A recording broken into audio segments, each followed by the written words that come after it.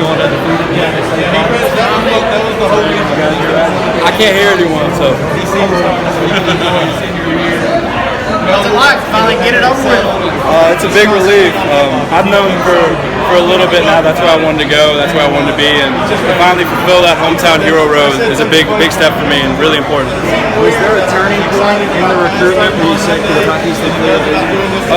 I mean, to be honest with you, my recruitment was all turning points. Like I would go somewhere and I want to go somewhere else, and I go somewhere, like wherever last place I went is where I wanted to go, and then I Coach Merrill kind of helped me guide my way through the recruiting process without even recruiting me to Kentucky. Just telling me about recruiting in general. So Coach Merrill was a big play in my recruitment, and he deserves a lot of credit for my recruitment.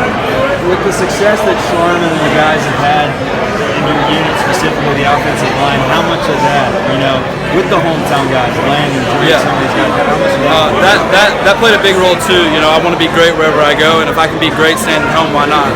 So seeing guys like Darian Kennard and Stenberg and Drake Jackson and all those guys, and then John Young, who's starting to get there, really played a big part. Yeah, I hang out with a good amount of them, decent amount. Me and Octavius are really close.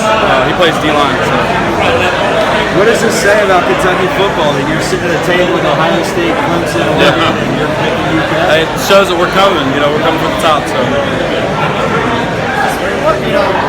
All the situation with COVID and the visits and everything, how frustrating was that, or did it have as much of an impact as people maybe thought it would? It had a big impact for sure, but it wasn't really a determining factor for anyone, I don't think. I mean, you can never know because those official visits will shift a lot of people, but I think either way, I would have ended up a Wildcat in the end. So. Before January, you got a high school football season. Yeah. I'm sure you guys want to get in the state championship. What's it going to take to get back?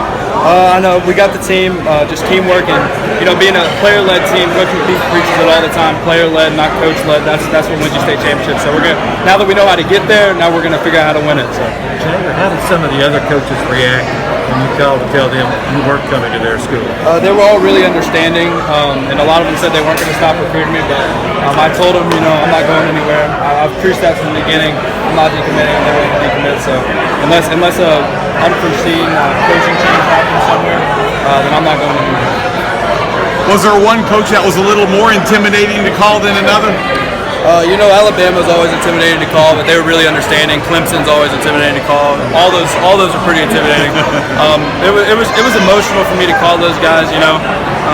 They give you like your dream, and then you feel like you kind of in a way just throwing it right back at their face. Feel like I don't want that, but I think those guys understand, and they really were grateful for me calling them before. I don't think a lot of guys do that. So, who did you first call at UK? And what was their reaction?